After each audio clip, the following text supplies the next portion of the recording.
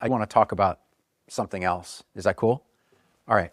So one of the challenges that a lot of companies and the workforce is, how do they keep score? How do they play the game?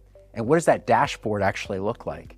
Well, you'd be absolutely flummoxed that most companies don't have a way to keep score for employees to show their improvement over the course of a year, let alone over their careers within the same company. And that's a huge disappointment. It's also a huge opportunity. And so one of the things that's happening today is obviously with AI, and people talk about AI readiness, clarity with AI, and how that's going to move across with teams and building teams, how that's going to be developed is to have an AI readiness plan. This plan is to set up processes and skill sets. So especially with agentic AI and how things are moving with automation, people are moving at the speed of their own processes, but not at the same speed of a company.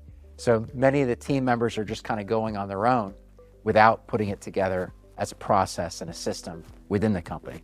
So that is why I'm really excited about this readiness program. First, to test your company to see where do you stand. And this is a process to see where does it stand currently, what's the current reality.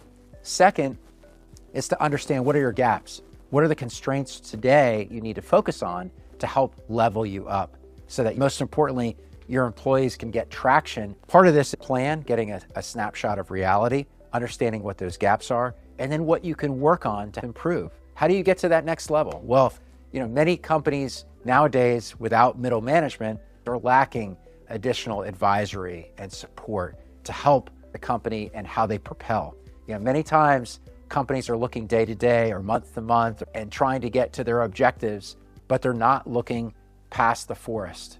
And so that's a big challenge. How do they look further down the road so that they're helping with their own long-term strategy plans for growth and optimization?